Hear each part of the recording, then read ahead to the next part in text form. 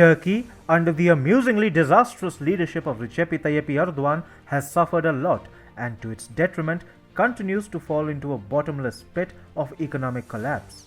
In such a scenario, Erdoğan is finding it difficult to defend his idea of an Islamic economic model which he espoused in the past and has since forced the central bank to implement, thereby further worsening the crisis. However, there is one industry in which Erdoğan has confidence that it can offset the economic crisis, and that is the weapons industry and selling weapons to inclined prospective customers. The idea looks fabulous on paper, but when it comes to implementation, Iraq has shown how the very idea can be used against Turkey. Hi and welcome. This is TFI Global, the foreign affairs and geopolitical analysis arm of the TFI Media Group. I am your host Sanbir Ranhotra, and in this video I will tell you how Iraq lured Turkey with arms orders and then caught it in a geostrategic net. Let's begin. Under the leadership of a paranoid Recep Tayyip Erdoğan, Turkey has suffered a lot, down to the very vulnerable citizen. Now it seems the leadership has lost touch with the reality for real, given even countries like Iraq are able to lure and manipulate Turkey and its leader for their own will and wish. The reality of Turkey being under a severe economic crisis has become a fact too well known. In such a situation, while it is willing to manage the finances by selling weapons to interested countries, the effort has fallen flat. However, since the Azerbaijani-Armenian battle over Nagorno-Karabakh last year, when the Turkish Bayraktar TB2 armed drones were widely heralded as vital to Azerbaijan's military triumph, international interest in Turkey's thriving defense industry has grown.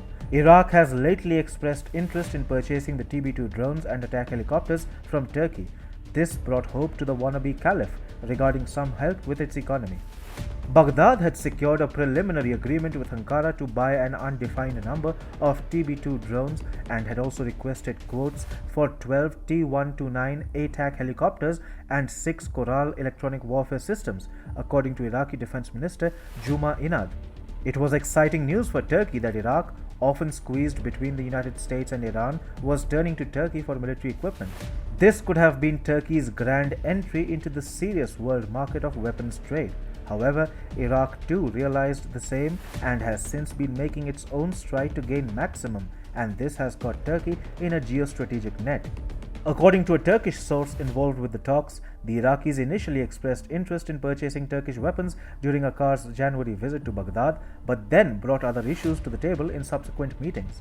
The Iraqis demanded an increase in the flow rates of the Euphrates and Tigris rivers, which begin in Turkey and flow down to Syria and Iraq, as well as the evacuation of Turkish troops from the Bashika base near Mosul in exchange for military acquisitions, according to the source.